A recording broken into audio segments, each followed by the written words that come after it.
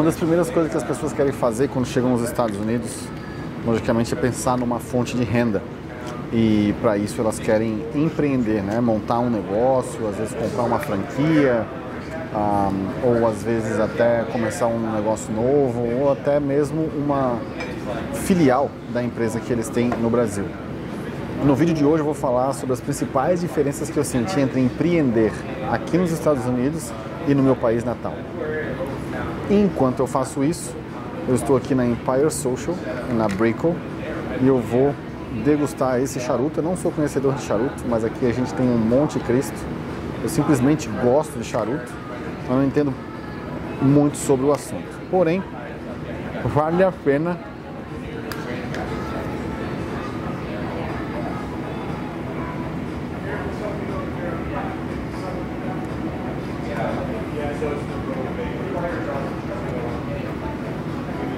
aproveitar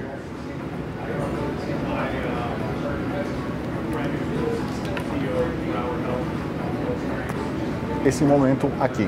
Bom, uma das principais diferenças, ou a principal diferença que eu vi entre empreender no Brasil e empreender aqui nos Estados Unidos foi a baixa barreira de entrada e o governo pró-negócios, né? Como vou dar um exemplo aqui na Flórida, por exemplo, para abrir uma empresa, você leva praticamente uma semana, 5 dias úteis, e agora, por causa do Covid, a obtenção do CNPJ está demorando um pouco mais.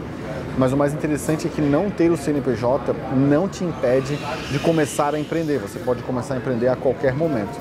Logicamente que sem o CNPJ você não consegue abrir conta em banco, não consegue pegar financiamentos, mas você já pode começar a operar a sua companhia. Esse é o passo para montar um negócio aqui.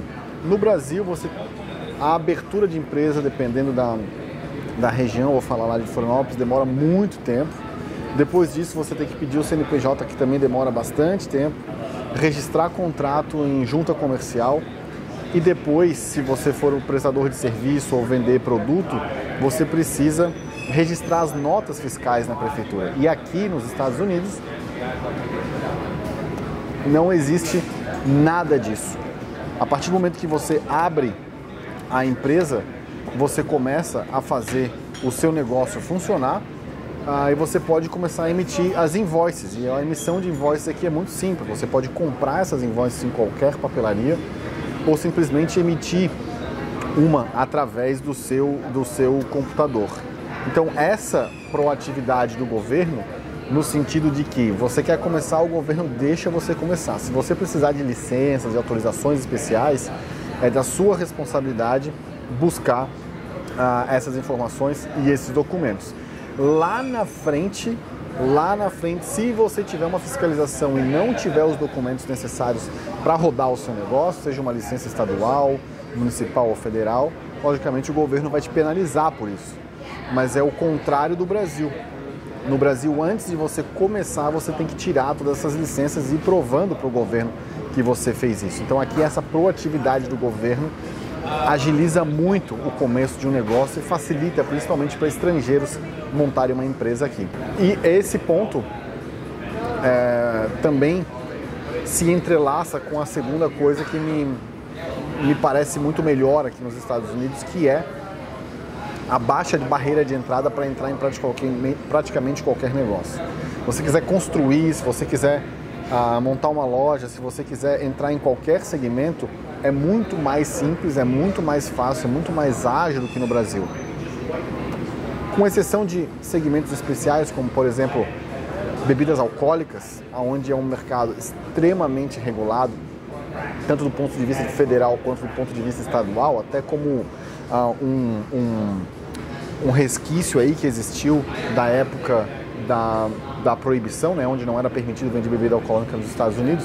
Isso se prolongou ao longo dos anos e hoje é muito difícil. Eu conheço algumas pessoas que tentaram trazer ou que fizeram operações de trazer bebidas do Brasil para cá e eles sofreram bastante no que diz respeito a tirar licenças para poder fazer isso. Mas com exceção de pontos específicos, basicamente para todos os outros segmentos a barreira de entrada é muito pequena. Por um motivo simples, eu acredito, que aqui nos Estados Unidos é o país da terceirização. Você terceiriza tudo, inclusive o core business do seu negócio. Eu, por exemplo, que montei uma construtora, uma incorporadora, eu não tenho engenheiro, eu não preciso de arquitetos, eu não tenho nenhum funcionário. Eu construí 4 projetos, 2 casas, um prédio e fiz, na verdade, 2 reformas, uma de uma casinha e um de um multifamily, um prédio de apartamentos, e eu não tinha ninguém na minha folha de pagamento, no meu payroll, porque tudo a gente terceirizava. O arquiteto era terceirizado, o engenheiro era terceirizado, o fiscal da obra era terceirizado, o project manager era terceirizado. Então nós, como incorporadores, estávamos focados única e exclusivamente no nosso negócio, que era a incorporação, buscar novos projetos.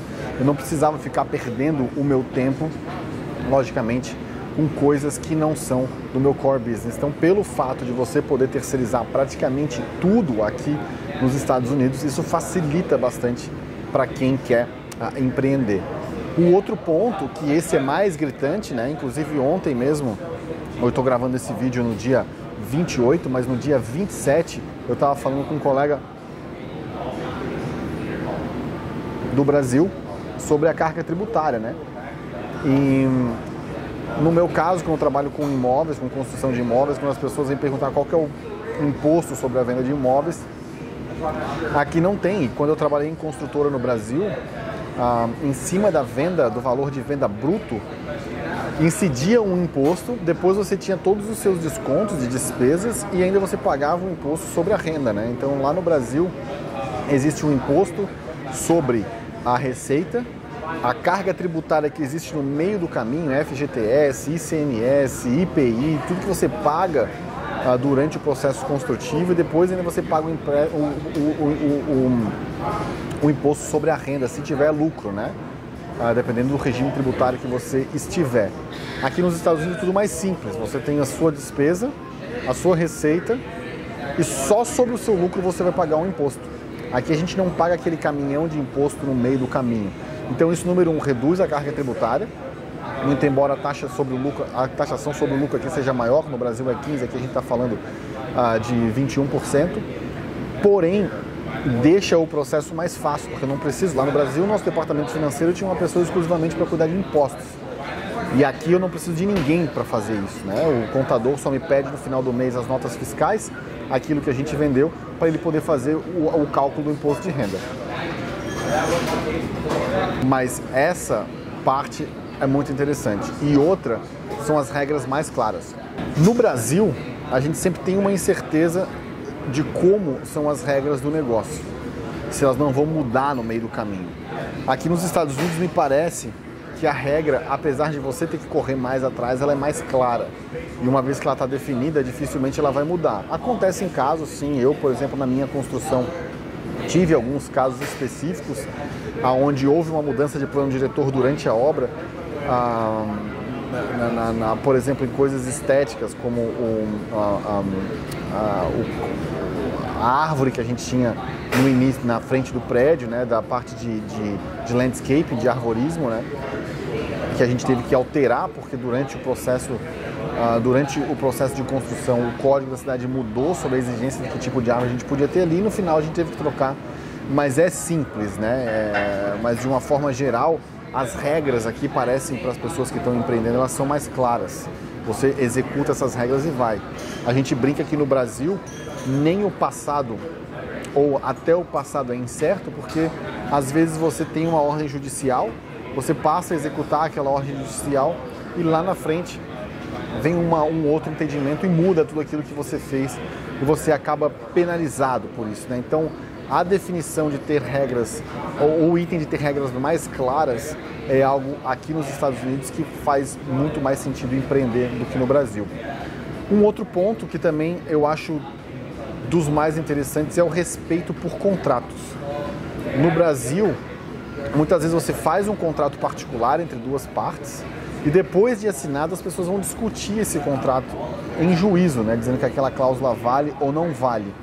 Aqui nos Estados Unidos, muito embora as pessoas tentem, a não ser que seja uma cláusula que esteja acima da lei, é muito difícil um juiz quebrar um contrato. Se duas pessoas com condições intelectuais e físicas de assinarem um contrato chegaram a um termo e assinaram aquele documento, dificilmente uma ação judicial para contestar aquele contrato, ela vai acontecer. Não vou dizer que não é possível, mas é muito mais difícil, né? Tiveram vários casos aqui durante a nossa primeira obra, no momento que a gente estava aprendendo ainda como é que funcionava o mercado aqui, que a gente queria discutir depois, né, o contrato, porque não achava justo. E o advogado falou, cara, eu não vou levar isso para frente com vocês, porque simplesmente vocês vão gastar dinheiro comigo e eu sei que o juiz vai olhar o contrato e falar, cara, isso aqui é totalmente legal, vocês não vão ganhar.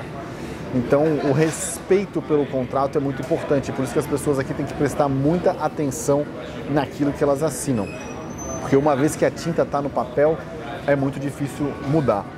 E, logicamente, tudo isso, né, a facilidade, a pouca barreira de entrada, a facilidade de terceirização, né, que deixa muito mais simplificado as regras trabalhistas, né? Enquanto no Brasil existe um caminhão de lei trabalhista, aqui não tem nada, as leis trabalhistas são mais flexíveis, então você consegue demitir e contratar muito mais rápido.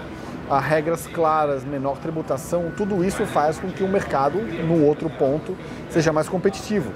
Enquanto no Brasil, quando você monta um negócio, normalmente a sua competição é menor, porque o seu maior concorrente é o governo, né? Ele é teu concorrente, teu sócio, porque parece que ele está querendo te quebrar todos os dias. No caso aqui dos Estados Unidos, a competição é muito maior. Da mesma forma que eu vim lá do Brasil e montei uma incorporadora sem ser arquiteto, engenheiro, consultor, sem ter experiência nenhuma, mas eu me cerquei de pessoas capacitadas, outras pessoas podem fazer a mesma coisa. E isso, número um, é benéfico para o consumidor, porque traz mais opções